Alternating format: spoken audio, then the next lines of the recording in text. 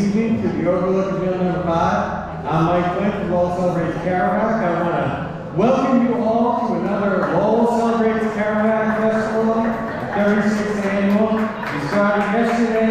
We've had events going since yesterday, and tonight we have a very fantastic event for you. 2 events actually. We have the Muse Poetry, and then at 8 p.m. we're going to have music from Tucson to Liberate, which will be fantastic as well. But without any further ado, I'm very happy to present to you a young woman who recently joined the Lowell Celebrates Kerouac Committee, and she's responsible for producing the Muse Poetry event, which has a fantastic title, and I'm not going to give away where that comes from, so I'm going to leave it to her. But ladies and gentlemen, I want to present to you Miss Amy Roeder.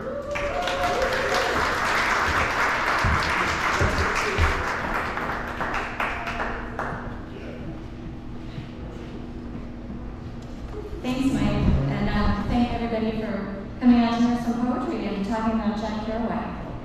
I joined the LCK committee this year, and this is my first event for the festival.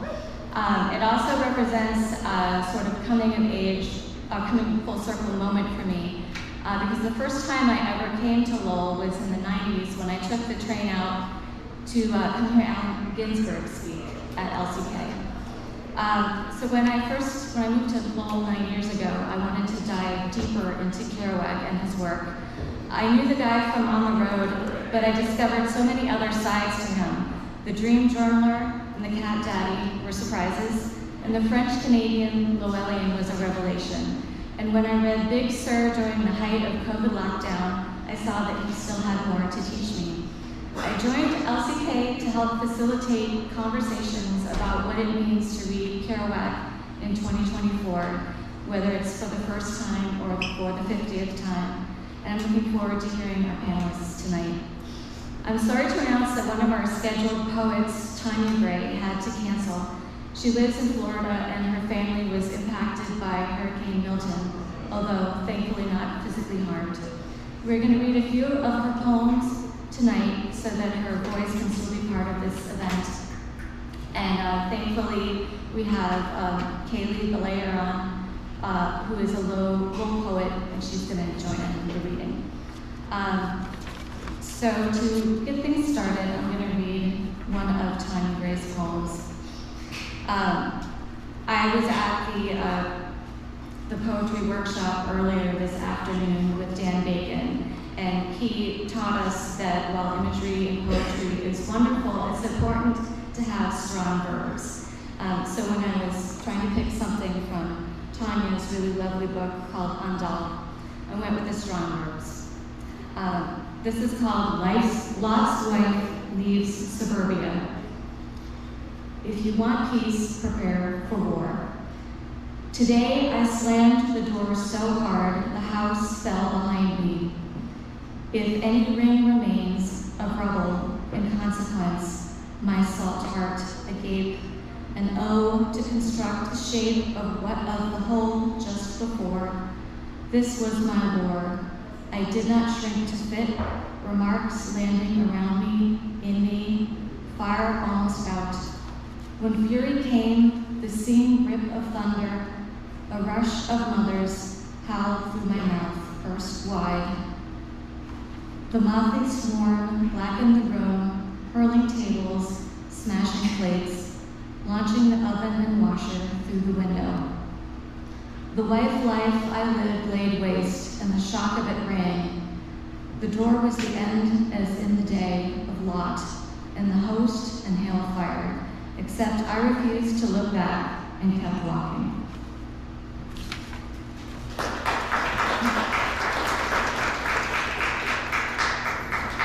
So now I'm going to introduce our moderator for the evening, Maggie Dietz. Maggie's third book of poems, If You Would Let Me, is forthcoming from 4-Way Books in 2026. She's also the author of That Kind of Happy and Perennial Fall, both from the University of Chicago Press.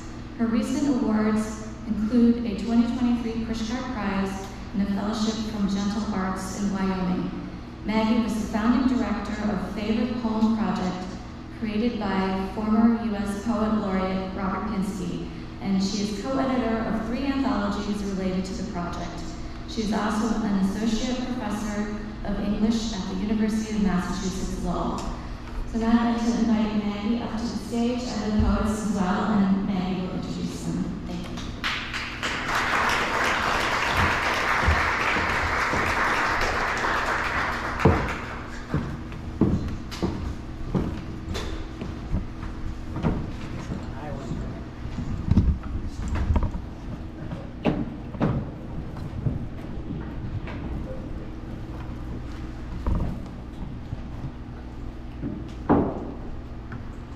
Hi, thanks for coming out.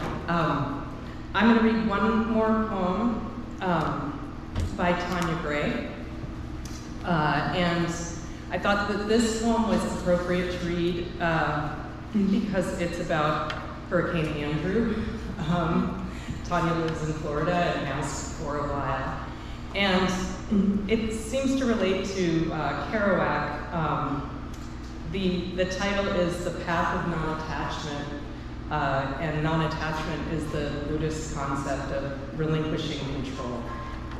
The path of non-attachment. And the epigraph is, I was born in a crossfire hurricane, the Rolling Stones. At 4:54 a.m., Andrew totaled my car, leveled the house, and destroyed nearly every piece of furniture. The day before, I could see the spiral coming on the news. Everyone said, ride it out, batten down, buy water and canned food, but the shelves were bare. I bought wine and crackers and black cherry seltzer. I glazed, predictions tightening, my head swimming room to room. I didn't tape or board the windows or light Lucky Maria candles. I couldn't think to pray. I packed my mother's Amelia Earhart suitcase with photos and journals I couldn't replace and left Homestead, unclear what must be kept or let go, the way we marry and give ourselves away. If only each disaster announced itself, a siren warning of the storm we won't survive. Whose life can be replaced like new, more to have, to hold, but years? I stumble on the surest things I know. And standing at an airport carousel in another city, I watch an unclaimed bag pass again that someone, somewhere, feels better lost than found.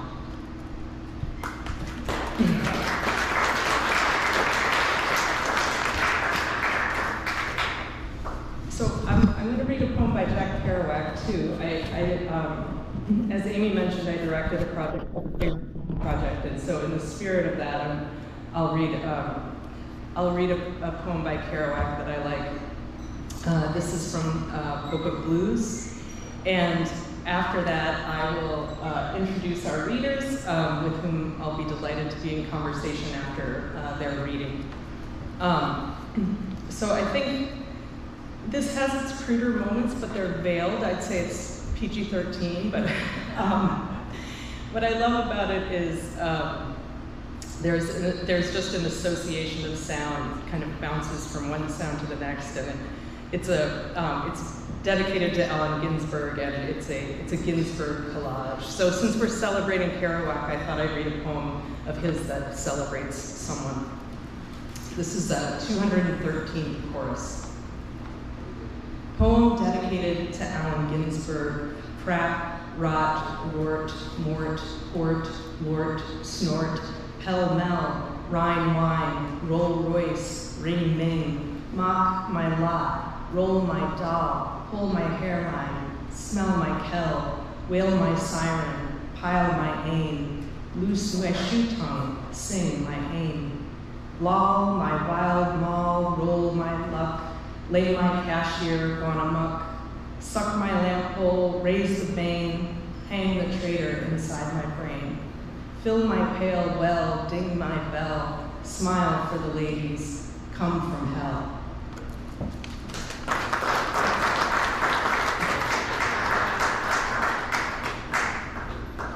Yeah, like, hey Jack, thanks for coming. Okay, so My student at UMASS Lowell, Cayleigh Baillargeon, I do know her, offered to pinch hit when Tanya couldn't come, and we're delighted to have her. Cayleigh will read first. I'm going to introduce all of the readers now, and then they'll get up and each of them read. Cayleigh Baillargeon is a writer, poet, and abolitionist from Lowell, Massachusetts. Her work often centers around her road trips across the United States with her dog and her activism. She's majoring in creative writing and history at the University of Massachusetts Lowell, and is the managing editor of UMass Lowell's literary magazine, The Offering. She's working on a collection of nonfiction essays that grapple with coming of age in Lowell during the opiate epidemic. Her work has been published in the Guagua Poet Anthology, The Offering, the Dead River Review, Sigma Tau Delta Rectangle, and elsewhere. Ariella Ruth is the author of the chapbook Remnants and was a finalist for the 2017 Two Sylvia's Press Chapbook Prize. She has a poem engraved on a sandstone monolith in downtown Boulder, Colorado as part of the West Pearl Poetry Project. She holds an MFA in Writing and Poetics from Naropa University's Jack Kerouac School of Disembodied Poetics and works at the Harvard University Graduate School of Design. Linda Bratcher Wlodyka, yes, is the Massachusetts Beat Poet Laureate 2023 to 2025. Last summer, she was chosen as a contributor to Word by Word, a poetry festival in the Berkshires. Her poem, Secret Cottage, was voted Best in the Berkshires in 2012. If Brambles Were Bookends, Collected Poems, her first full-length poetry collection was published by Human Error Publishing in 2023. She has 3 self-published chapbooks, and her poems appear in myriad journals and anthologies. She is a member of the Florence Poets Society. Please help me welcome Cayleigh first. Thank you.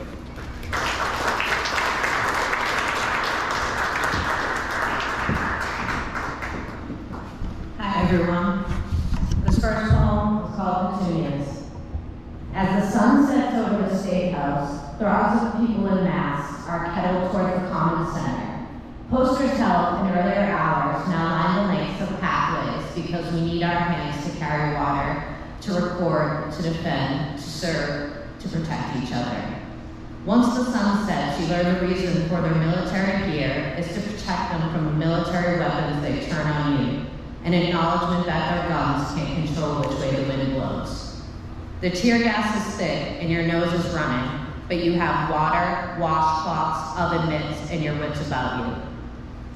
Pushing past the police who touch shoulders like Red Rover, you can't help but realize they underestimate how many games you've won, how many bullies you've bashed in the past just for kicks, that you have the day off from work tomorrow, and plenty of time to be detained.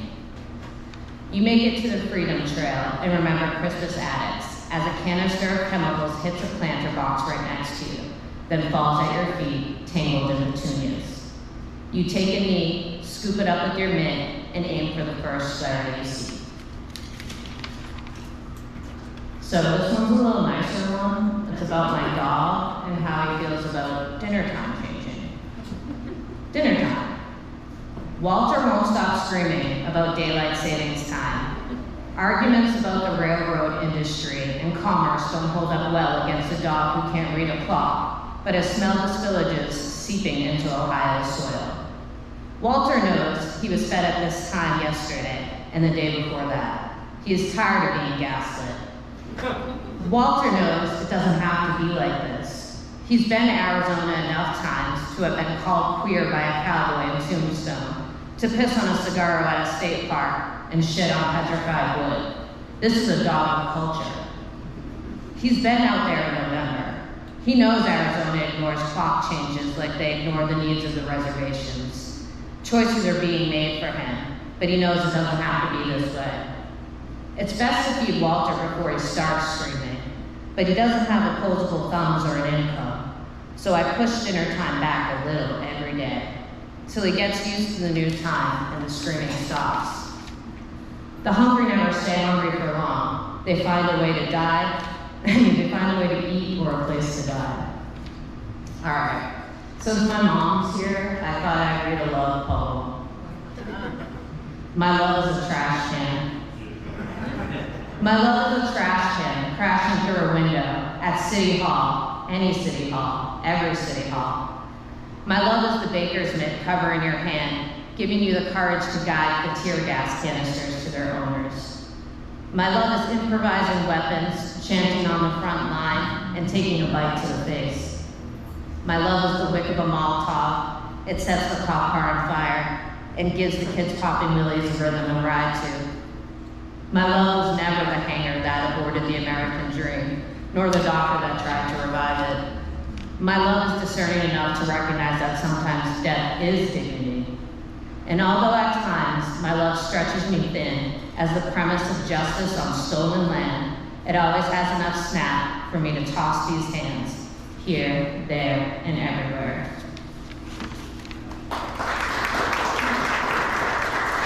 All right, my friends, this is the last one. It's about hanging out with my toddler nephew in the backseat of Benny.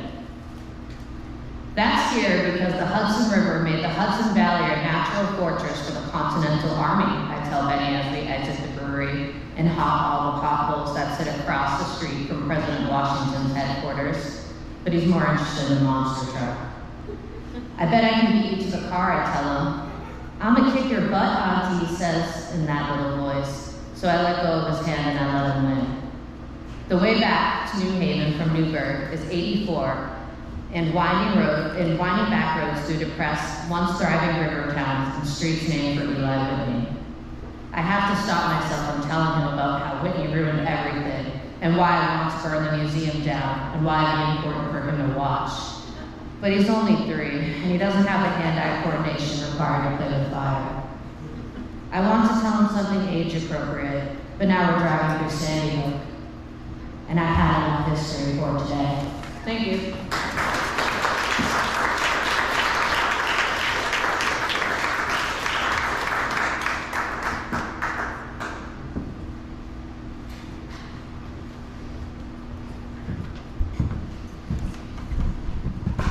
Hi everyone, I'm really excited to be here. Thanks so much for having me. Thanks Amy and Mike and everybody. My name is Ariella Ruth, and I'm going to read from a few different things.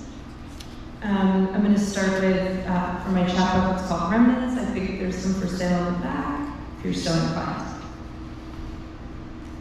And Remnants is based on the American folk song Barbara Allen, if anyone's familiar with Barbara Allen, or Barbara Allen.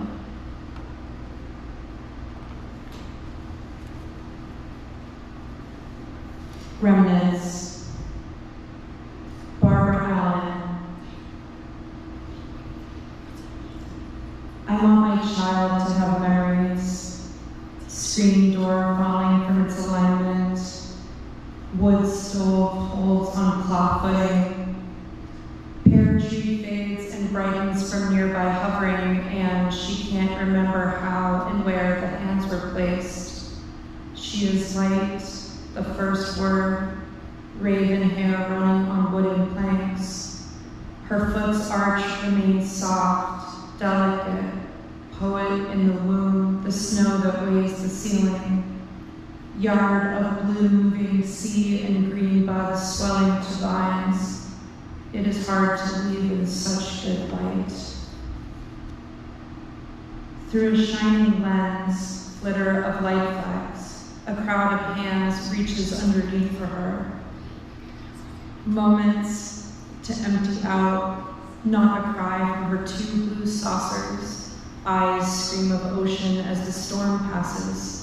Waves recede below her shoulders. Slowly, pull the curtain back. Slowly, slowly, pure homogenized air. Water awake, held tight in back of a throat. Discouraged rock, a long line of seaweed, unblinking salt. Her heel dug in and turned around full circle in sand. Nothing can be willed to wash away. Bleed for the moons that have passed. She reaches for tiny outstretched limbs, treading water. Hold swan song for years pacing seaside. There's birth and death and birth again. Feet grace gray pebbles a knock at her window. It was evening, the place where she was dwelling, when he arrived for the stairs. Huddled warm in a room, head aligned with the flower bed. 2 arms, body, a circle, can fit nicely when crossed over the middle. The rose grew round. Look up to the front porch, staring north. Swerve orange, let the light through. The first word, apples, sweet candle. The evening was centuries ago, years of sitting by a wood fire full against the back wall, table hands and eyes on the pink center rose. Aside his wildflowers at twilight, she felt her height, feet buried in toes and heels, double the socks, mend, wool red at the toes. There is always light in his attic room, slanted aside the creek bed. There is no rushing center nerves, only warmth and blue rubber soles. His voice, tunnel pour, a river, fold letters in the rain. It's raining. After years of holding, she finds her body enjoyable. It is a good thing. The finger is ambiguous, a jaw cracks, set tightly between interstice and the trapdoor. Hand the delicate organ. Bells chime from the downtown church steeple. Honey melts in her comb. The more I don't write her, the more she burns.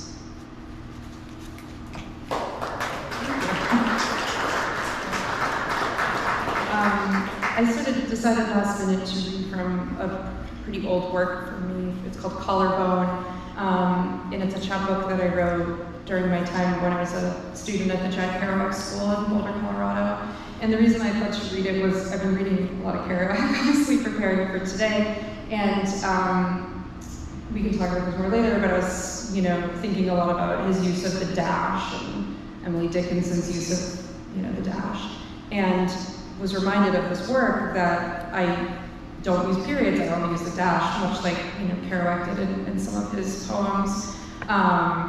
And it's the only thing I've ever written very quickly over the course of a couple of days. So again, I was like, oh, this all sort of aligns with, I think, why we're here. So this is called Collarbone, for the good one.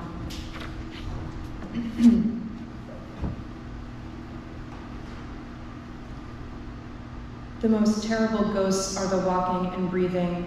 I'm sure he'll disappear just as quickly. One huge tidal wave, no more weight, not kindred, walking from whiplash, changing faces. Maybe you'll find what haunts you. This is all too familiar, too prepared. Soon I'll stroll street side, next to mountains, next to people, next to snow. Hear everything. I will outrun you, waking toward the good one.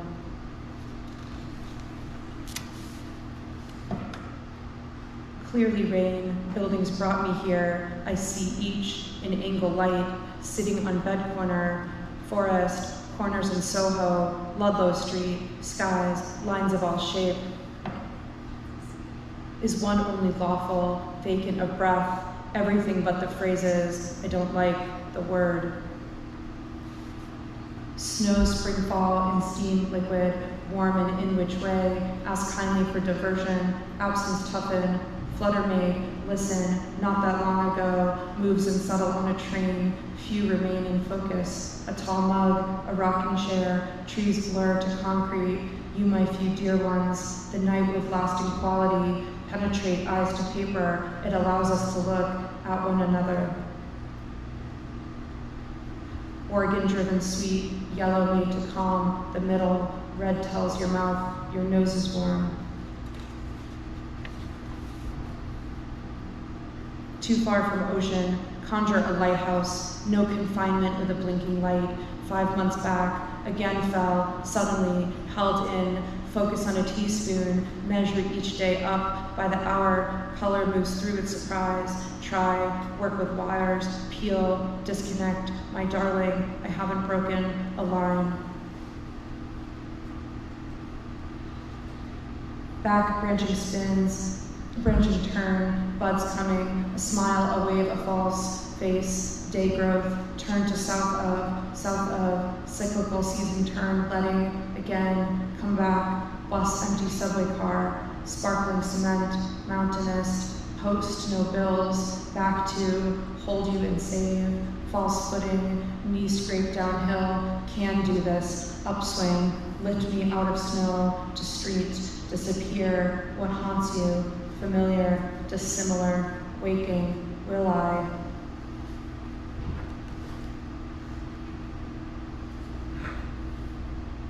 Transform through grace, smile moon, flutter in my collarbone. Still, here arm under 3 pillows, pillowed, in skin in, how to turn in such large space, escape into, again, on brick, cold and warm, weather, the middle, hold, the middle, held, the middle.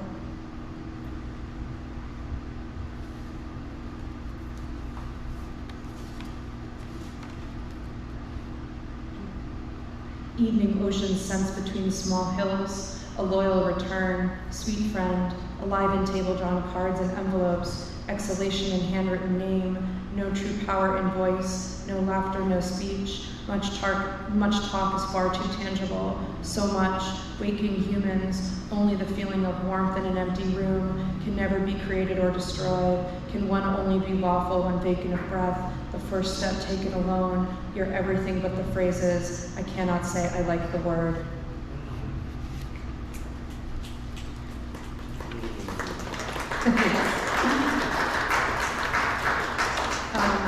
And I'll end with something new. I'm working on a manuscript that right now is titled The Womb is a Palimpsest, and this is called Not Person, Mother. Oh, and I just wanted to say, my daughter's here. This is my daughter, Adeline. And she's very much been the inspiration for the manuscript I'm working on, and she's a pandemic baby. This is the first time she's seeing me read in a room of people, not on Zoom. So this is for her, and you're the best. Non-person, mother. Baby rocks to sleep, a dark room, sing yellow submarine, words to hums. John Lennon was killed 40 years ago today. Do mothers typically forget this much? I walked outside last June, carried you unknowingly. There will always be new mothers born, photos untaken. I've forgotten one can assume line breaks insinuate breath. When water sheds, mother's visibility discarded, feet pressed against yours, almost don't notice our identical temperature. Born on feet, I carry you. One can assume mothers do forget line breaks, not person, was killed 40 years ago in photos. Temperature untaken. New mothers walk outside, I walk outside. To insinuate breath in June. When water hums to John Lennon, in rooms always unknowingly pressed against. Baby, I've almost forgotten. Years discarded. There will be words sung yellow, visible, noticed. Mother sheds to sleep our identical dark, today our last. Visible line breaks in yellow. I've forgotten today unknowingly. Baby hums, A submarine carries mothers all identical, discarded there. Dark water born outside. Do mothers notice sleep? Not person walks this much, always pressed against feet, to rocks. Carry you. Typically, one can assume words were forgotten, killed. Last year, untaken from mother's rooms. Breath unshed, almost 40 words ago. Do photos of mothers born break lines? There is yours to hum and kill. I walk in shed rooms, discarded mothers always lastly visible, outside in June. Our identical water, much darkness, feet submerged. John Lennon's words sing yellow. Unknowingly insinuate forgotten breath. Carry you as new mothers did years ago to sleep. One can assume babies, not person, don't notice. They all forget. Thank you so much.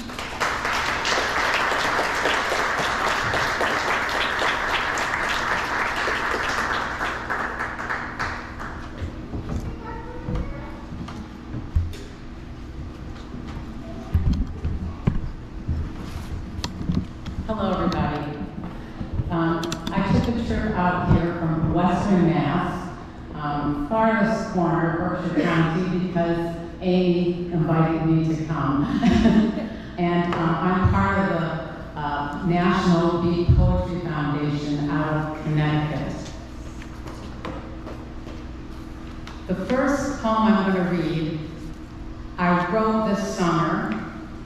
And after reading some poems and scattered poems by Jack Kerouac, and many of the poems in that book do not have titles, and I'm going to read his, it's not too long, and then mine is the antithesis of his. So this is about bones, and this is Kerouac. I clearly saw the skeleton underneath all this show of personality. What is left of a man and all his pride but bones? And all his lost snacks o' night, and the bathtubs of liquor through his gullet, bones. He mopes in the grave, facial features changed by worms. From him is heard no more. Life is sick, dogs cough, bees sail, birds hack, trees saw, woods cry, men die, ticks try, books lie, ants fly, goodbye. That's from 1960.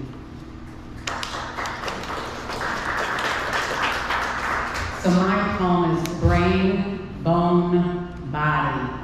Bones carry me, activate me, bend me like a machine. I am a mobile wanderer. I celebrate movement. Bones rest into silence, stillness that lasts for short spurts like a misguided brain bone.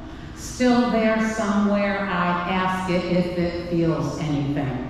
I cannot allow the bone to behave badly, not my brain bone. A precious organ, no bigotry or behemoth battles will challenge a brain bone. Ask the brain bone if it's okay. It will tell you it is honest beyond any white lie it ever heard. Even the moon will tell you it studies brain bone. The sea says all that salt will cure a bone, same as healing a wound.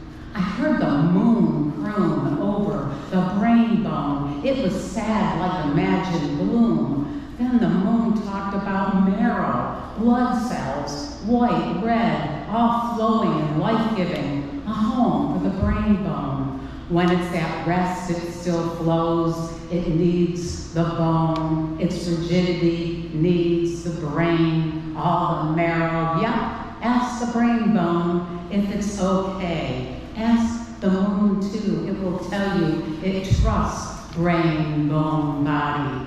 Miracle of movement, brain, bone, body can run like a freight train. Why do I care? It's a restoration plan. A brain, bone, body's finesse, simply put, was Jack's request.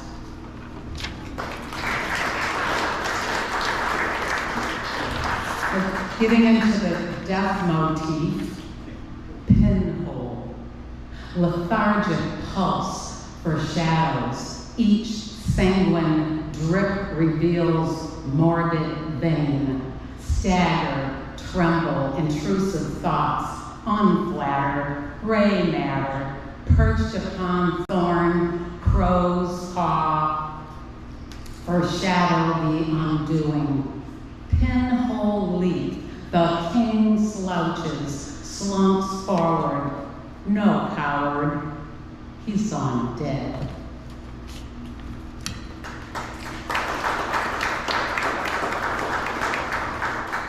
This is actually a grieving poem.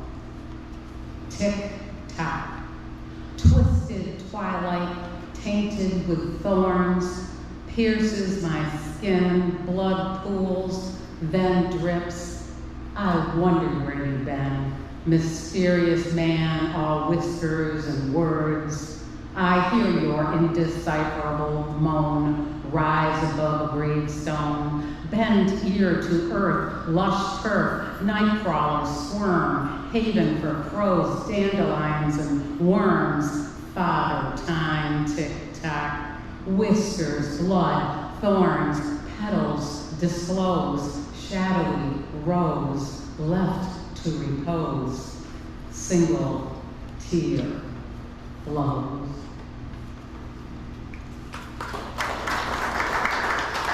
So this poem is really kind of a woman's, liberation poem, and it was published in the Goddess Anthology that the Beat Poetry Foundation puts out.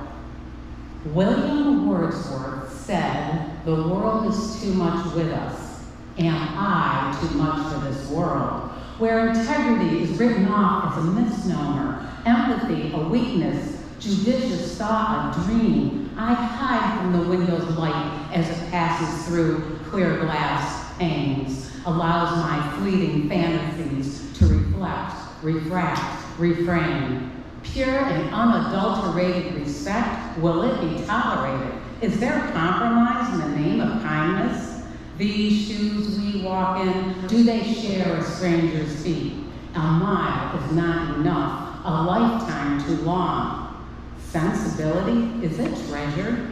Liability, is it cautionary?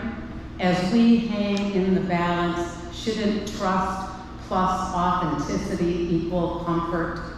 Blood flows like a rushing river through my veins during melt season. Am I here for a mission? Yes, if you listen closely, you can hear a subtle drip like melting ice, like seeping red wine, like an enigmatic wilting voice. If the world and I are way too much, may this be my calling card, scepter, olive branch, an ancient, exotic, gilded trinket, excavated deep from a humble Egyptian goddess's tomb.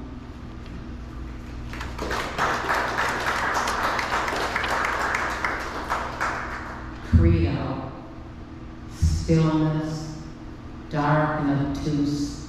This is how it is before the eclipse. Seldom can one remember a transcendence so serene. When I watched a school of fish gather in the shallows, spawning their offspring, currents camouflage the brood. Thought rules universe, emerges as theory, religion, philosophy, science, makes no matter to the minions. Their credo will bear witness to whatever transcendence transpires, whether white, black, red, gray, translucent. What is now becomes undone.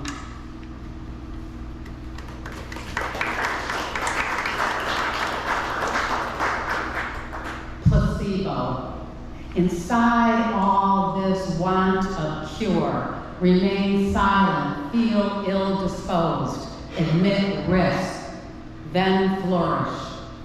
The fact of the matter is, what you swallow ends up as the end result. Warranted or not, the placebo inside you yearns to be authenticated like a void filled.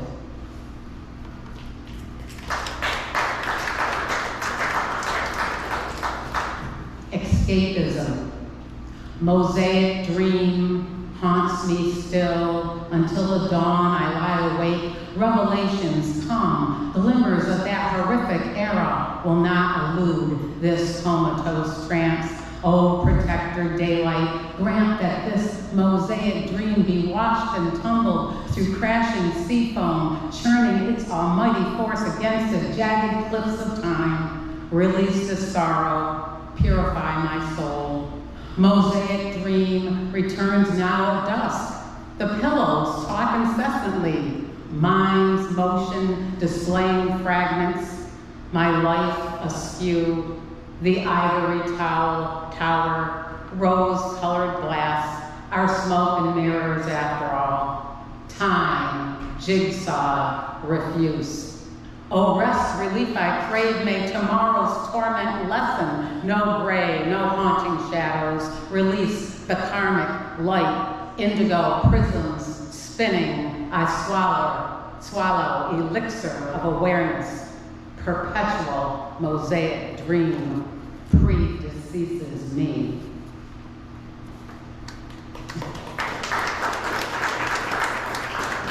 Pilgrimage.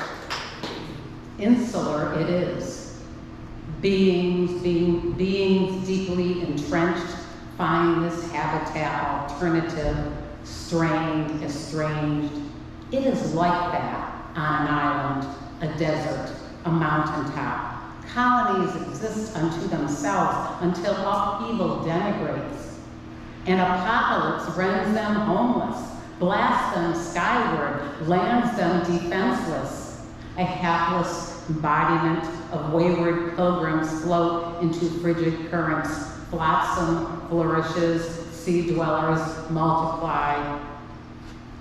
Metamorphosis ensues, gives birth to an atrocity. Dark, deranged, derelict, it mutters incantations.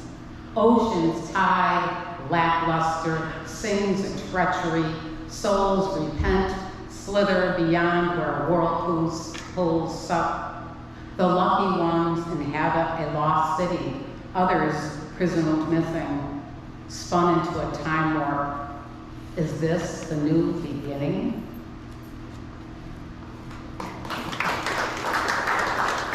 This one's a little more fun. I wrote this many years before anybody thought I was a beat poet. And it was to celebrate the beat poets, and it's called Ode to the Beat Poets.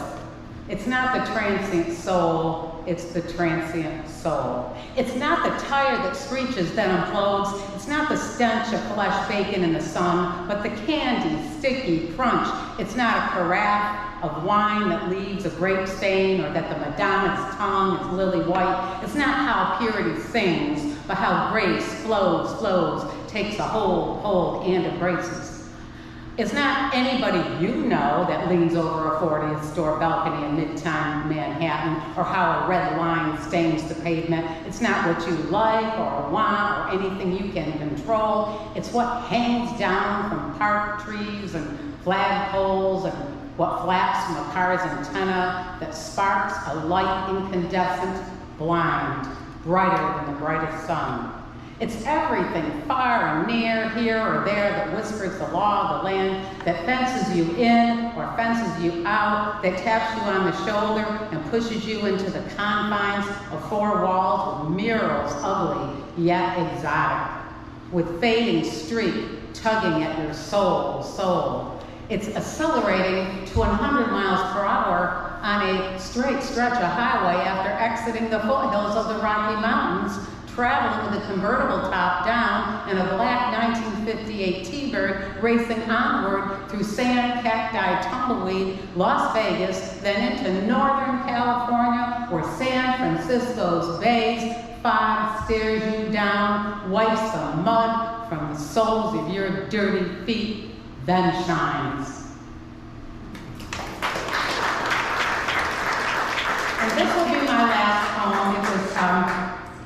It was published in an anthology that the National Beat Association put out on his 100th anniversary in 2022. And so it's dedicated to Jack Kerouac with a little bit of Lewis Carroll in there also. And just so you know, this is If Brambles Were Bookends, what I've been reading from, and it is for sale on the back table that contains t-shirts. It was after I read his last chapter. I felt a snippet, mind blown. It caught me like a mystic foothold, like my existence was a fractal lifespan. My thoughts became a mosaic mind bend. I looked at the horizon, a splintered rainbow. Like Alice, I wanted to slide down a rabbit hole. Instead, I traversed a centrifugal wormhole. A pendulum tranquilized, a monocle blindsided, due to a pill capsulized, because of a third eye downcast. It was evident no welcome mat can make a mad dash. I thought about the derelict blowhole, a whalebone emaciated, encrypted below a tombstone, lying aside a martyred hourglass, accentuated like a purple sandblast.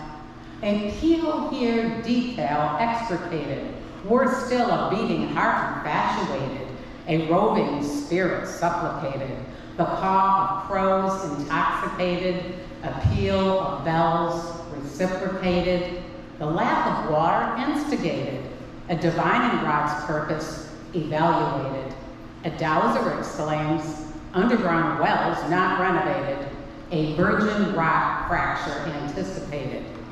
This perpetual poem may be abbreviated, or laid down as dust, exterminated, or live on as a mantra, then redacted. I prefer a be a comic truce, accentuated. Thank you very much.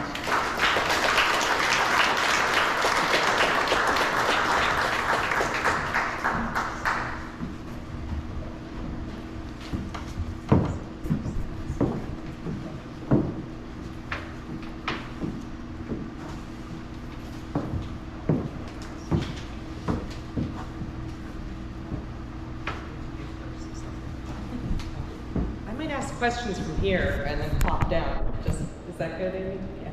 Okay.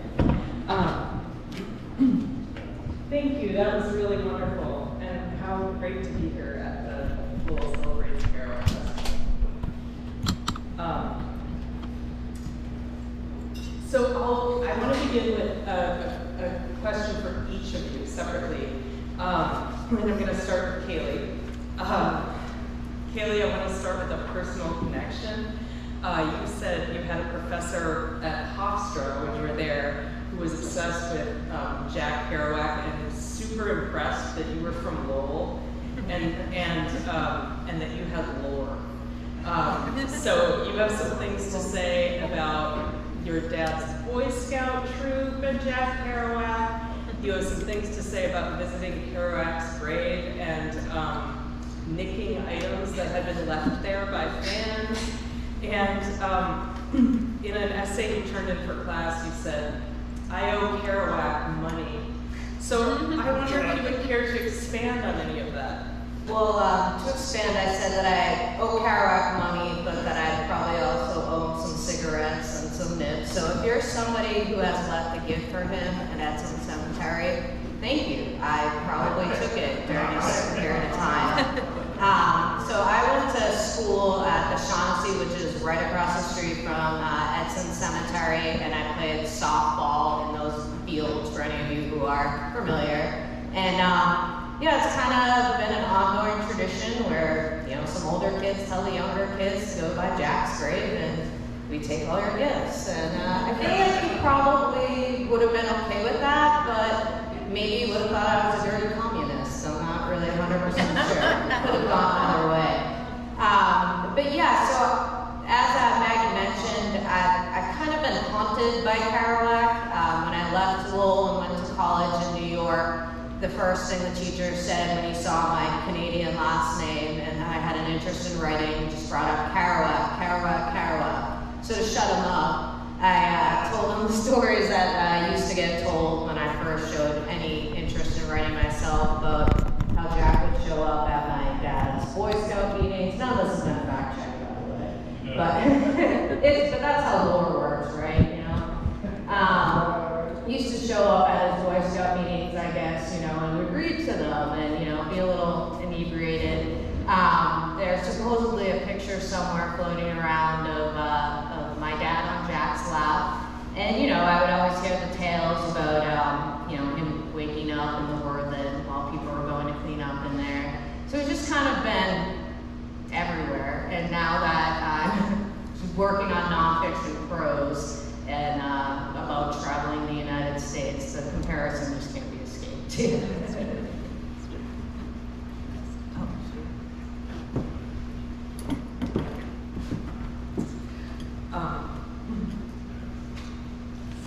Very funny.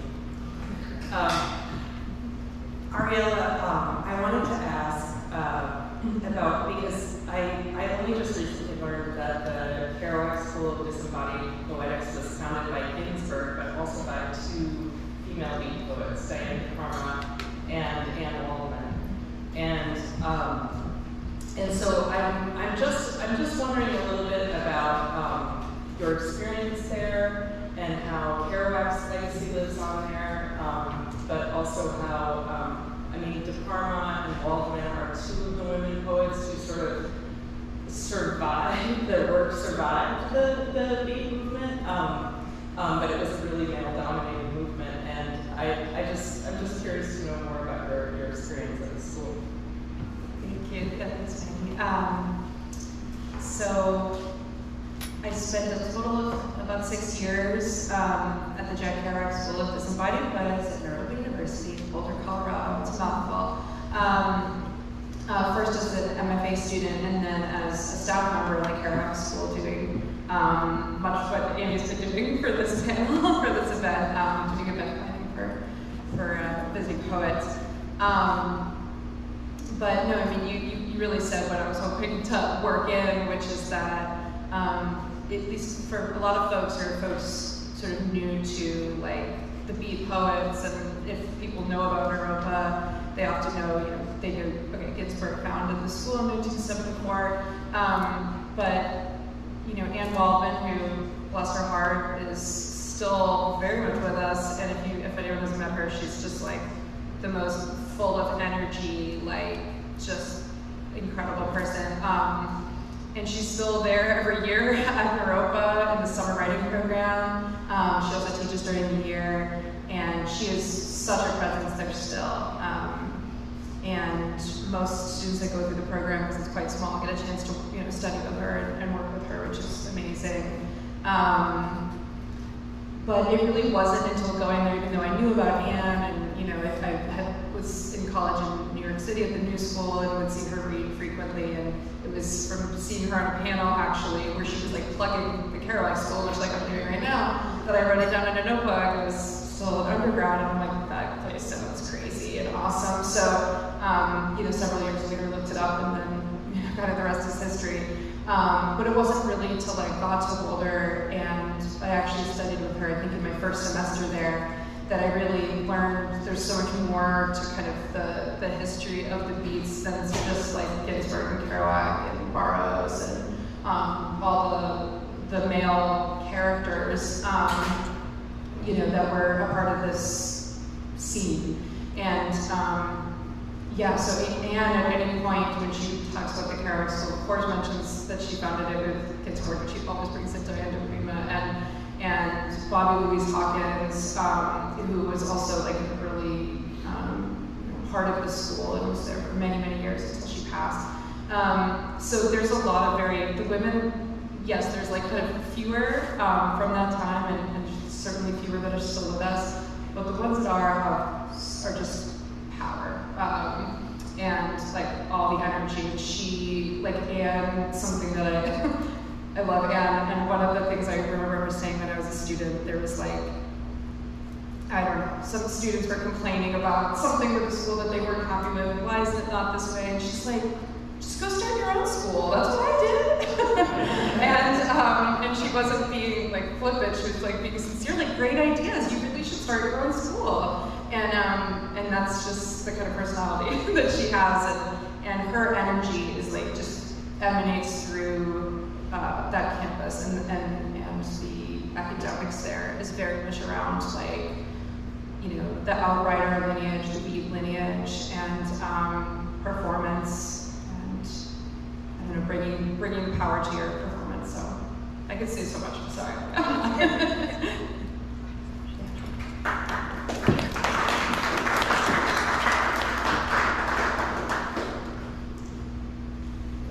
So, Linda, you are a beat poet laureate from Massachusetts. I think, and probably the audience is curious about what that means in 2024 and how the legacy of the Beats is kept alive by your work and others' work and the foundation that you're part of. Okay, yes.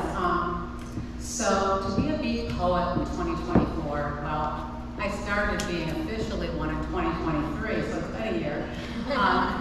But I was writing poetry that I knew was a little, for lack of a nicer way of putting it, off the rails. And I'm like, there's a home for this. So I started visiting the Beat Poetry Festival in Connecticut in 2018, might have been the first year I went. And I had been going as an audience member and have gone ever since. So what I was, observing there was, I don't know if any of you have heard any of these names, but they're pretty well known. George Wallace, Ron Whitehead, Chris Benoit, and I'm like, wow. Yeah, I might be writing in the beat style, but I'm surely not reading it correctly. And then let me give you a little background in case you're curious about the organization. They will recognize a poet in any of the 50 states and in foreign countries, but they don't necessarily have a beat poet named for all the countries in the world or for all 50 states at any given time.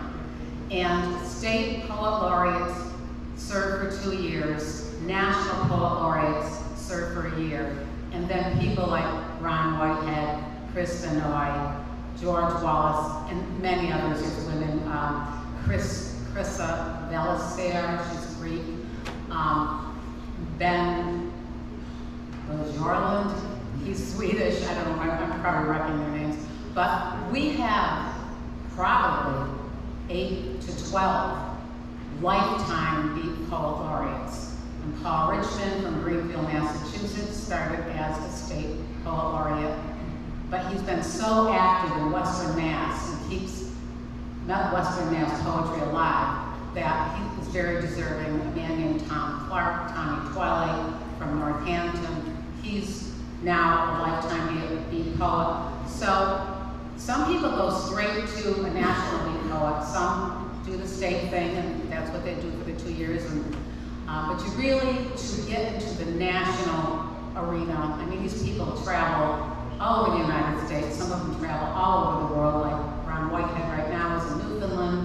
George Wallace flies all over to European countries, Asian countries. But I was so enamored with this. I'm like, this is trippy, I like it. So for me, on a personal level, I want to spread the love of beat poetry to more rural areas like where I live. I want to have people feel like they have the freedom to write, in free verse, freedom to write without necessarily having it have to be like confined to a very conventional way of writing, and that, once you can learn how to express yourself orally, you really start loving it even more because, in order to perform, it's got to come off pretty good.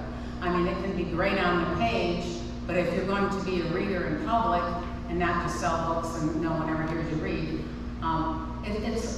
have to really be in love with the beat poetry movement to really expound on it and continue. So I'm doing the best I can. I've only had this title for 1 year, and I've traveled all over many places in Massachusetts, northern Connecticut, and I hope to get to other states too. I'll be in Gloucester in November, and for the first time on November 2nd in Northampton, I'm going to be reading in front of a jazz band. I've never done that. So that'll be exciting. So with that answer, everybody else? That's great.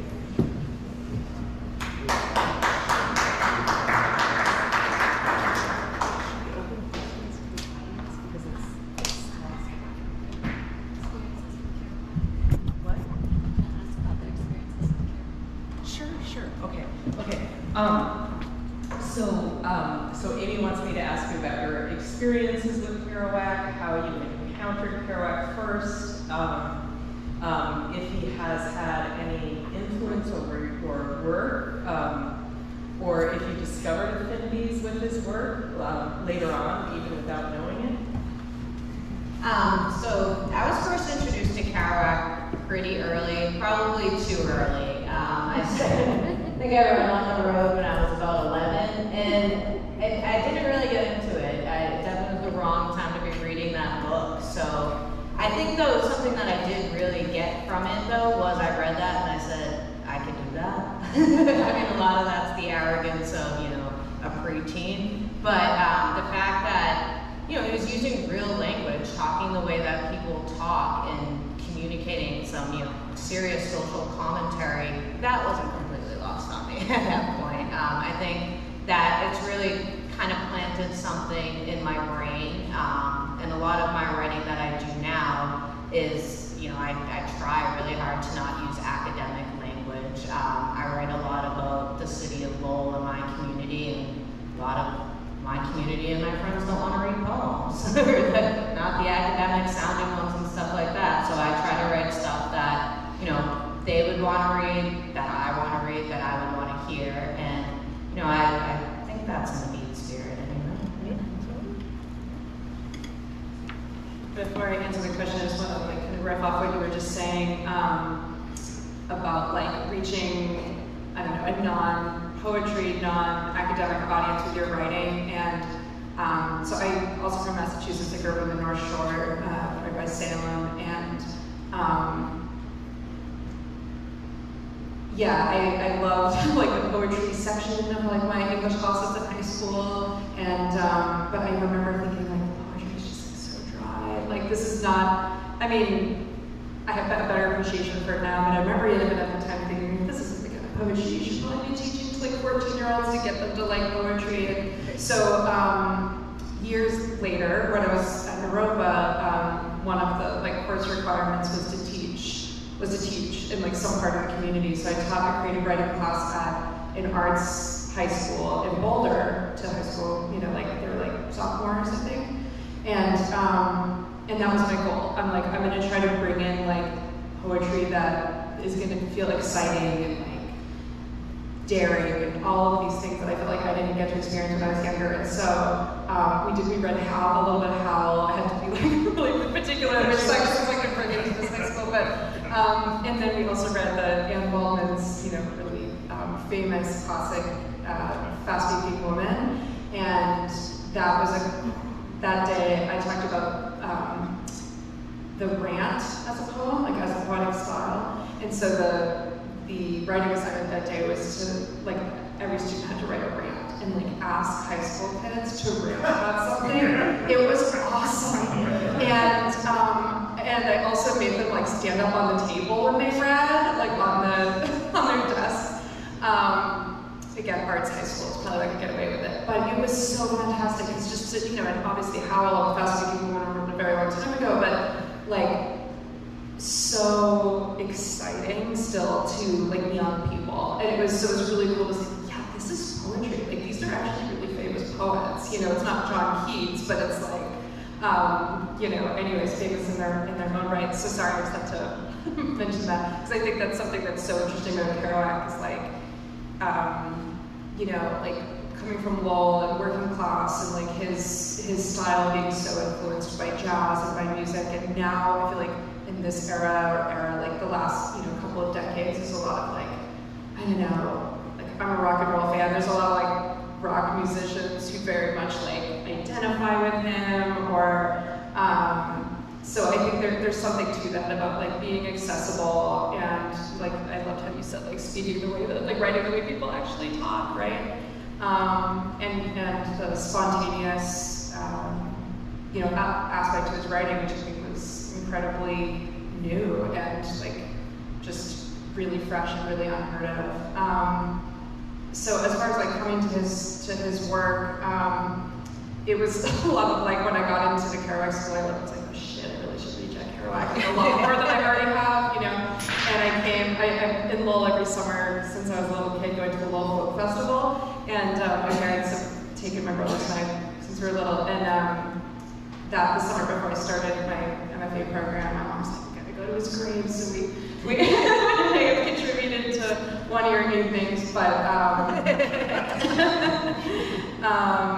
and something else that I'm kind of bopping around here, but that has really been like a really profound lesson from my time at Europa was that I learned really early on.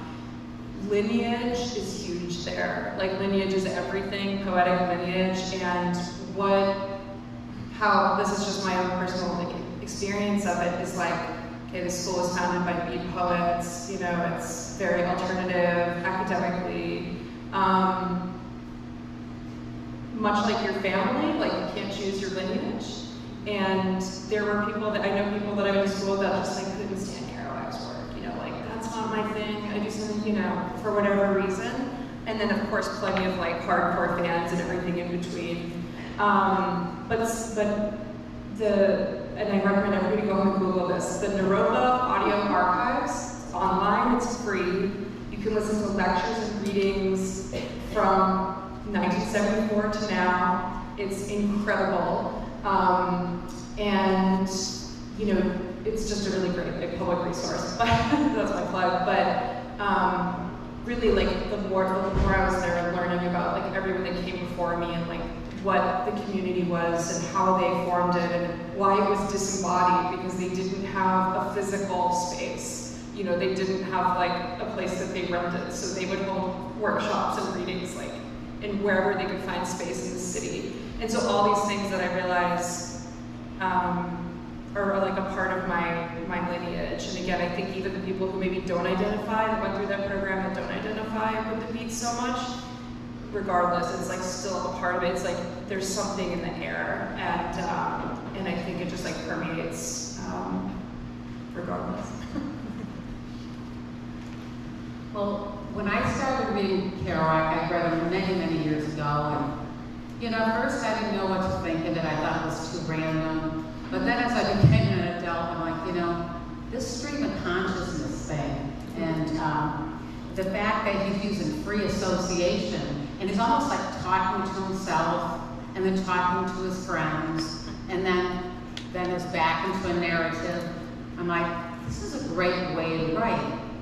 And as Cayleigh was saying, you know, I appreciated her saying that, well, you know, this is the kind of way your friends will listen to this because it's not going to bore them, it's not academic poetry, it's not, you know, being written within these confines of, you know, particular rules. But yet, if you really take his poetry apart, he does have a lot of poetic devices. That, I mean, I love it when he makes up words, that's about the best. And I like his hyphens, which, you know, I don't know, they call them M hyphens, but maybe we can call them JK hyphens. I often wonder, which I have not heard, whether he read Emily Dickinson and appreciated her hyphens, so borrowed them from her. But I don't, has anyone heard that? I haven't, but it seems that, you know, maybe he did. But my thing is I like to be able to write with kind of a freedom. And oftentimes the things I start with are really messy and really not coherent enough. So over time, you know, I get new thought processes. I may have old poems that I borrow stanzas from. And eventually, this very, you know, skeletal, you know, like Frankenstein poem develops into something with some kind of meaning. And that is really a way to create good original poetry.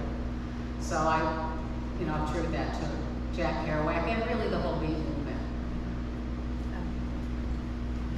Amen.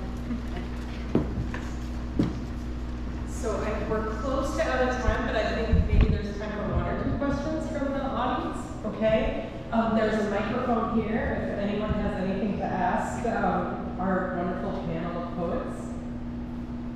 Don't be shy. Yeah. Can you hear me okay? Yeah. Yeah. You mentioned lineage was important in the poetry school, knowing that Chogyam Trungpa Rinpoche founded the school and its lineage is very important in Tibetan Buddhism. I'm curious, was there a connection there, and then at what level did that Tibetan Buddhism sort of inform what you were going through, or was it disembodied? Yeah, that's a great question. Thank you. Yeah, I think that Naropa is a Buddhist school of Tibetan Buddhism, and you can certainly engage with that as much as you want to. And there's a lot of, they have like a master's in yoga studies. But I will say that I always felt like the Kerouac school is a bit on the outside of kind of the rest of Kerouac, unsurprisingly. Writers just like hanging out on the picnic tables in the back. But it very much, sort of like I was saying, like the lineage, it really does, the Buddhist aspects emanated through like every part of my experience there. In some ways that were maybe more obvious and some less so. But like a maybe more direct example was that for every class, usually the classes were 3 hours long and once a week.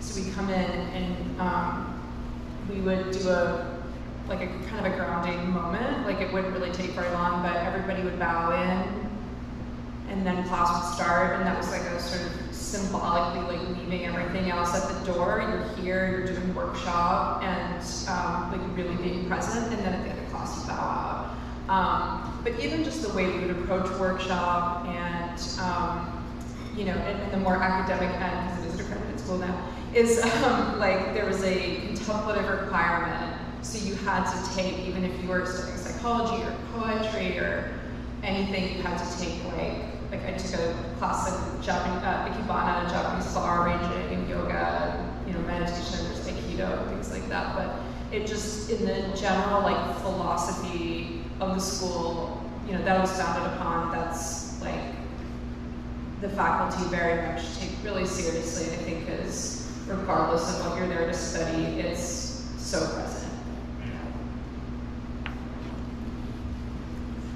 Maybe one more? Maybe one more question?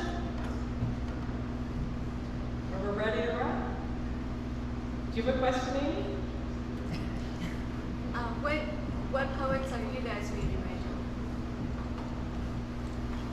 The question is, what poets are they reading? Yeah, maybe other influences. Well, I wish I had a prepared answer for that. I'm actually, right now, I'm actually reading a bunch of books for Maggie's class. None of them being poetry books, because I'm working on some essays right now. So I'm actually rereading James Baldwin, Notes on the Native Son. And I've actually been reading a lot of Toni Morrison right now. I really like the way that she writes about childhood and looking back. Hopefully my stuff won't be as depressing. But I haven't been reading as much poetry as I would like to. Maybe after tonight. Yeah, I know that we were supposed to kind of prepare an answer to this question, and what I realized was I haven't actually been reading a lot of poetry, sort of intentionally, because I mostly read at night, and I find I'm reading poetry before sleep, and it just makes me more awake. And I have a young kid, so it's just the time I have. But I've been reading novels, which I feel like I actually have not read fiction in a really long time. So it's been really, really great. I can't remember the name of, the author of this. It's a creative nonfiction. It's called The Witching Tide, and it's about like the witch hunts in the United Kingdom. It's incredibly written, but I've mostly been reading a lot of novels based on motherhood and just, how do I say this, like gently, I don't know, how it makes you really insane. I don't know if anyone's read the novel Night Bitch. There's going to be a movie coming out about it soon. It's amazing. So yeah, that's that's been something that's really been crushing for me. I've been reading Taylor Molly, even though he's hilarious. I mean, he's not necessarily a beat poet, but he's his own kind of on the fringe poet. I've been reading poetry of my own contemporaries. I don't know if you've ever heard of this woman. She teaches in Boulder, Colorado. Her name is Keitha Dorsey. She wrote a blurb in my book, and she has fascinating poetry. I mean, the way she can use description, metaphors, and imagery is like amazing to me. She's also, I can't remember the title of it, but she has one on her getting ready to publish. There's a man who lives in New Hampshire. His name is John Wessick. He writes really far out, wild, exaggerated poetry and short stories. Some of it's kind of slapstick, some of it is, but what he does do the best is satire. I do like to read like Ted Kruser, and I mean, I don't necessarily read all beat poetry. I read George Wallace's poems that he posts online every day. I have to say he's a mentor to me. What that man can come out with, it's almost like, did he spend a lot of time writing this, or does this stuff just like fire out of him? Like, you know, it amazes me. And I've been in his company and talked to him several times. I was invited to read with him and Tom Clark in January, which I'm very thrilled about. So those are a few. I mean, I pick up anthologies quite often, so there you go. There's all kinds of varieties of poets and anthologies. I kind of like to, you know, get out of the groove of one poet and move on to the next one. With an anthology, you can have a lot of fun with that. A friend of mine passed down a beat poet anthology to me that has about 6 or 8 poems of all the famous beat poets. So I guess that's about what I've been reading. Maggie, can I ask you what you've been reading? Oh, sure.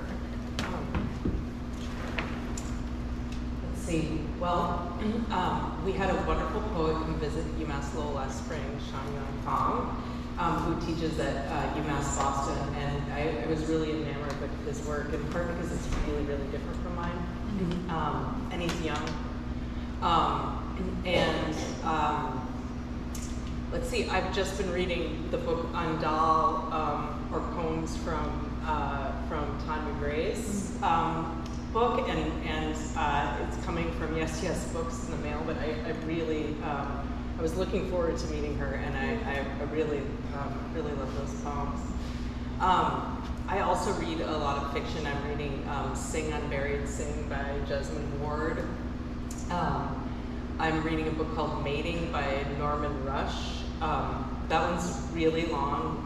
It won the Pulitzer like in the 90s, and and it's dense. So I'll read it for a while, and then I go in for something like a little bit lighter. But I too read widely around genres.